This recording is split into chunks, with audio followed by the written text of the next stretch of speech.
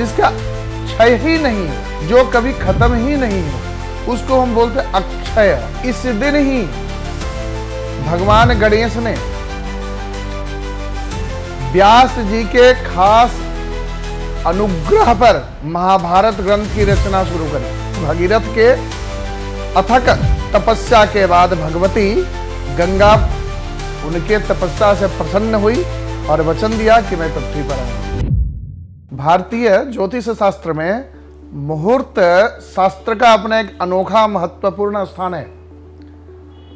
पारंपरिक वैदिक व्यवस्था में ज्योतिष शास्त्र का उपयोग अक्सर कोई यज्ञादि करते थे तो उसमें मुहूर्त शास्त्र के रूप में भी होता था। इसी मुहूर्त शास्त्र की परंपरा में आज हम बात करते हैं अक्षय तृतीया। अक्षय तृतीया का आज हमारे जीवन में इतना महत्वपूर्ण स्थान क्यों है?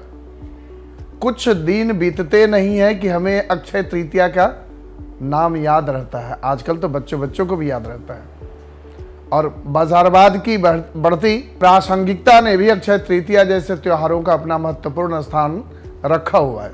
अक्षय तृतीया का इसलिए भी इतना महत्वपूर्ण स्थान ये है कि हमारे यहाँ कुछ अबूझ मुहूर्त होते हैं जहाँ किसी मुहूर्त को दिखाने की जरूरत नहीं होती है, उस मुहूर्त को समझने की जरूरत नहीं होती है।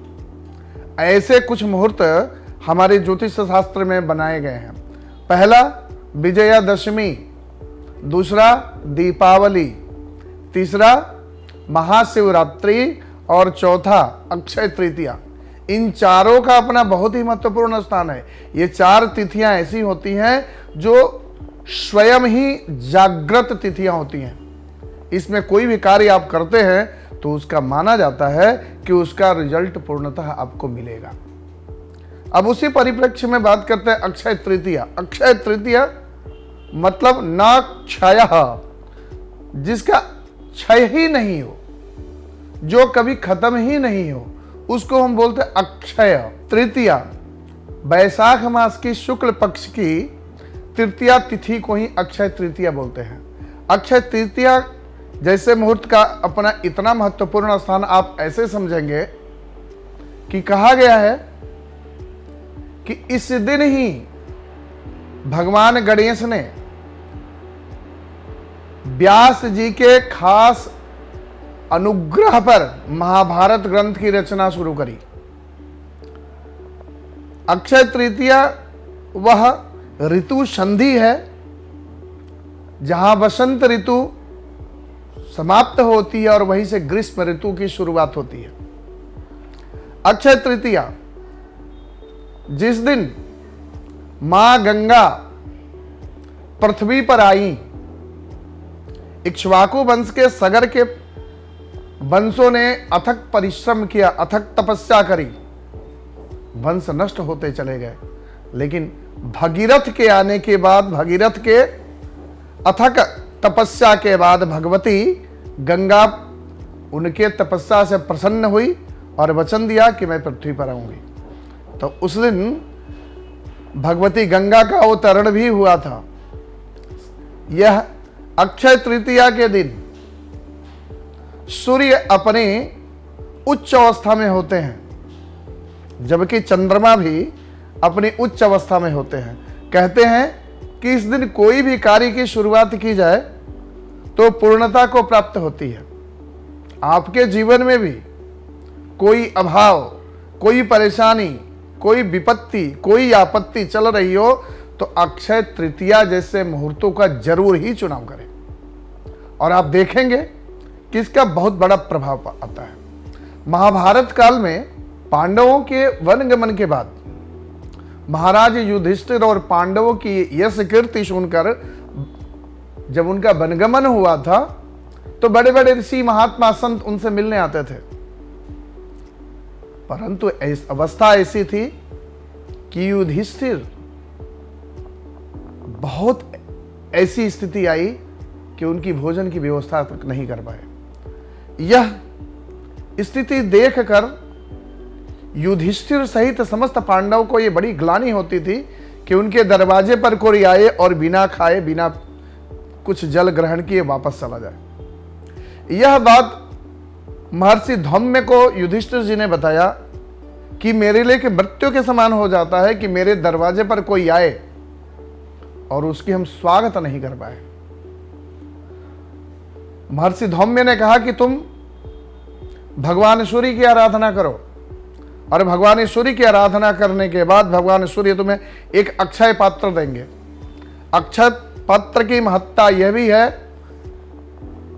कि उसके सामने जिस भी भोजन की कामना की जाए, जितना भी भोजन की कामना की जाए, मतलब क्वालिटी के साथ साथ क्वांटिटी, वो सब कुछ अक्षय पात्र उपलब्ध करा देगा।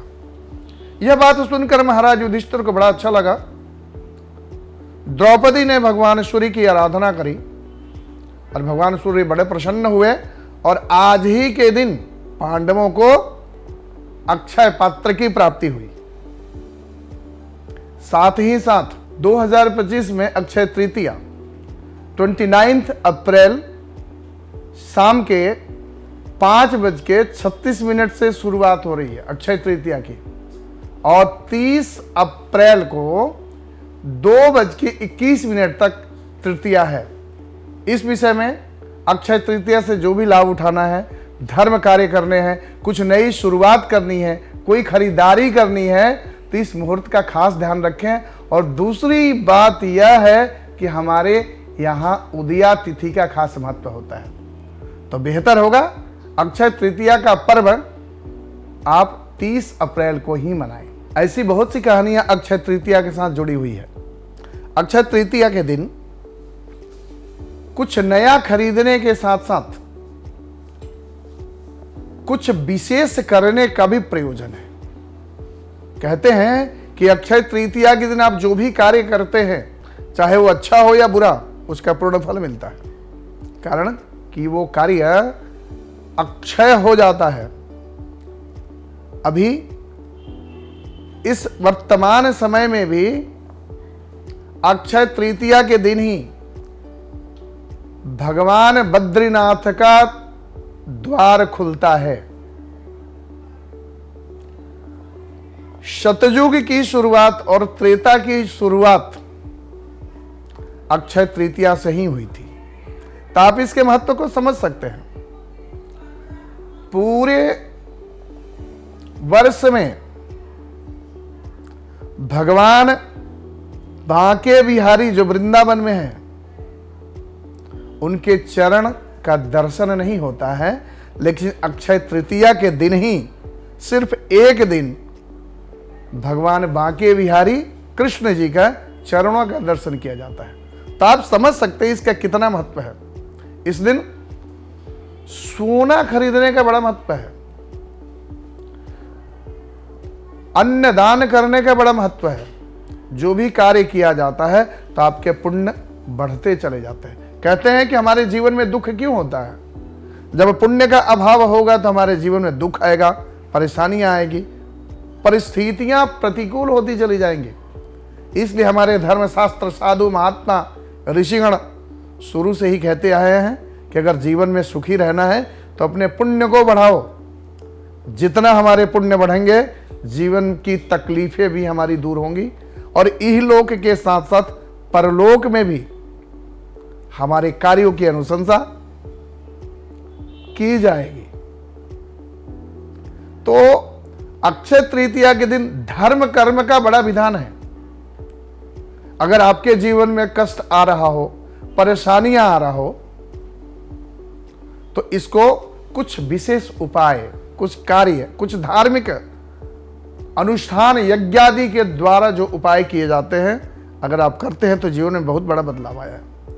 आप लोगों ने जरूर सुना होगा कनकधारा स्तोत्रम, जिसकी रचना आदि गुरु शंकराचार्य ने करी थी।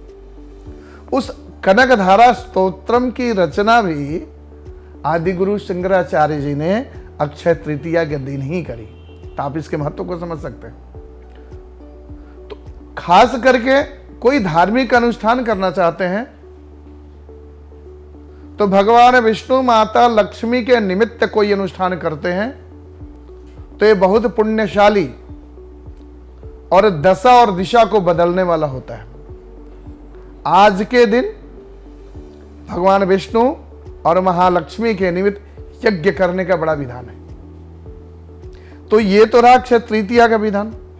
आप दान करिए, धर्म करिए, और बहुत सारी परिस्थितियां होती हैं कि आज ही के दिन बहुत ऐसे विवाह योग्य युवक युवतियों का विवाह भी होता है। माना जाता है कि आज जो विवाह होगा वो पूर्णतः सुखी, संपन्न और दो मन को मिलन करवाने वाला होगा। आत्माओं का मिलन, मन का मिलन।